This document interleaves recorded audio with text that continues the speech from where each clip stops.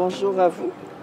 J'étais très heureuse d'accueillir le ministre des Outre-mer pour parler des problèmes qui préoccupent les 873 000 Réunionnais.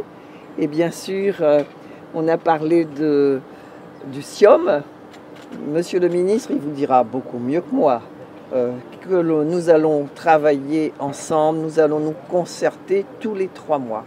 C'est une chose magnifique, la concertation, c'est ce que nous voulons. Nous n'avons pas non plus oublié le rapport qui a été fait sur la vie chère, parce que nous savons combien les Réunionnais aujourd'hui, notamment les plus faibles, les 320 000 Réunionnais qui vivent en dessous du seuil de la pauvreté, rencontrent des difficultés. On a essayé de balayer un peu tous les problèmes. Évidemment, on a parlé de nos 2 lycées, que le gouvernement nous aide à financer, à construire le lycée des métiers de la mer, le lycée des métiers du tourisme.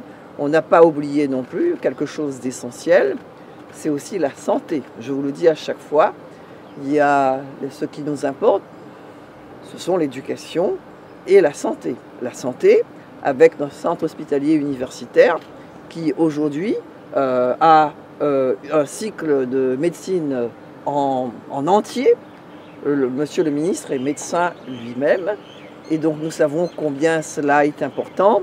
Nous avons rappelé à Monsieur le ministre d'être aussi notre porte-parole auprès du nouveau ministre de la Santé, Monsieur Rousseau, pour que le coefficient géographique soit pris en compte. Vous connaissez vous-même, Réunionnais, combien les soignants à La Réunion se sont dévoués pendant la période Covid et que nous avons accueilli les évacuations sanitaires. Aujourd'hui, on est arrivé à 1600 évacuations sanitaires. Et donc, tous ces problèmes ont été abordés avec Monsieur le ministre. Il y a bien d'autres sujets que j'oublie sans doute, mais je laisse la parole à Monsieur le ministre parce que c'est lui l'invité, c'est lui qui est ici à La Réunion, c'est lui qui a beaucoup plus de choses à vous dire et à vous annoncer peut-être. Merci Madame la Présidente. Je voudrais d'abord remercier la Présidente Huguette Belot qui a eu beaucoup de plaisir à retrouver. Oui, parce que nous sommes aussi quelque part compagnons de route, nous avons été parlementaires ensemble pendant de longues années, donc je connais sa ténacité, sa vision, son attachement naturellement à La Réunion et la volonté qu'elle manifeste en tant que présidente de région maintenant pour faire en sorte qu'on en apporte aux Réunionnaises et aux Réunionnais les meilleures solutions pour demain. C'est vrai, on a balayé tous les sujets, la vie chère, on a abordé cette question, j'ai parlé de ce dont j'ai eu l'occasion de vous parler, de cette fameuse mission que nous allons confier avec Olivier Grégoire sur la lutte contre la vie chère. Nous avons parlé longuement des sujets de logement, parce qu'il y a un problème de logement considérable ici, et la présidente va nous apporter sa contribution à travers le travail qui sera fait par le conseil régional, pour voir comment, avec tous les dispositifs dont on dispose, on permettra demain d'apporter naturellement une réponse à ces questions. On a parlé beaucoup de l'hôpital, c'est vrai, du CHU, non simplement parce que c'est ma sensibilité des professionnels de santé, mais parce que ce qu'a dit la Présidente est tout à fait juste.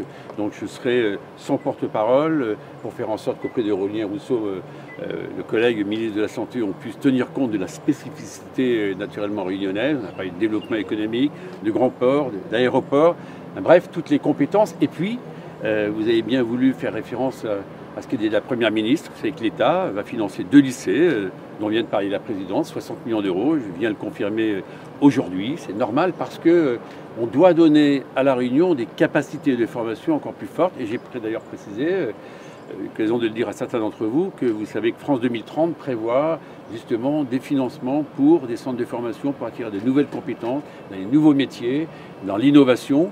Et nous serons en capacité d'accompagner la région si elle porte des projets. Donc je me réjouis de cet échange. Et puis, je voudrais insister, vous voyez, la Présidente a démarré par cela, c'est le rendez-vous du SIOM, donc le fameux comité interministériel des Outre-mer. Nous nous verrons au mois de novembre, on fera un point d'étape, on verra où nous en sommes, où nous sommes en retard, où nous devons accélérer, qu'est-ce que nous devons éventuellement corriger, de façon à ce que l'on ait une feuille de route qui s'applique avec efficacité. Mon mot, c'est d'apporter des solutions aux Réunionnaises et aux Réunionnais. Et naturellement, je n'oublie pas, et j'insiste, et vous le dites dans tous vos propos, celles et ceux qui sont au seuil des pauvretés, pour lesquels on doit être aussi la force de solution. Alors, ce territoire réunionnais, vous le savez, est le seul qui, notamment au niveau de France Travail, a candidaté dans les territoires ultramarins.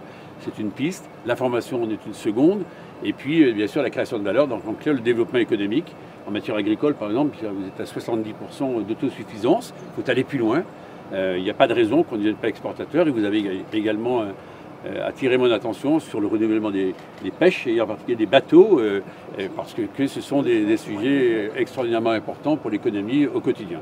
Voilà, donc je me félicite de la qualité de cet échange, ce dont je ne doutais pas, parce que lorsqu'on a, pendant quelques années, été sur les mêmes bancs, non pas dans la même classe, mais à l'Assemblée nationale, ça permet aussi, vous savez, nous sommes avant tout des hommes et des femmes, et nous avons eu l'occasion de voir combien Huguette Bello était accrocheuse et elle se battrait pour son territoire.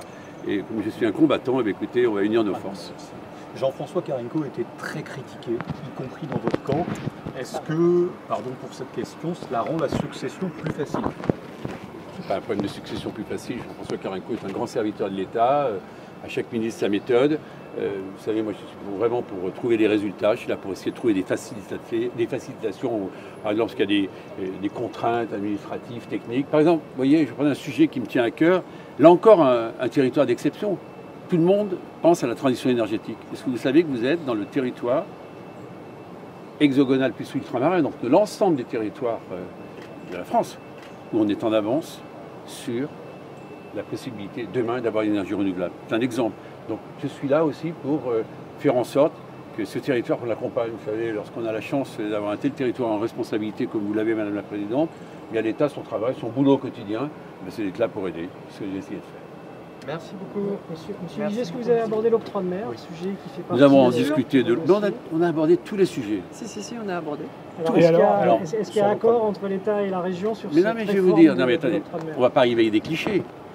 Qu'est-ce que je vous ai dit tout à l'heure? Vous avez fort bien retenu la leçon, parce que vous êtes un journaliste très attentif. On s'est donné une année pour avancer, pas seul. J'avancerai avec les territoires, j'écouterai tout ce que me disent tous les territoires.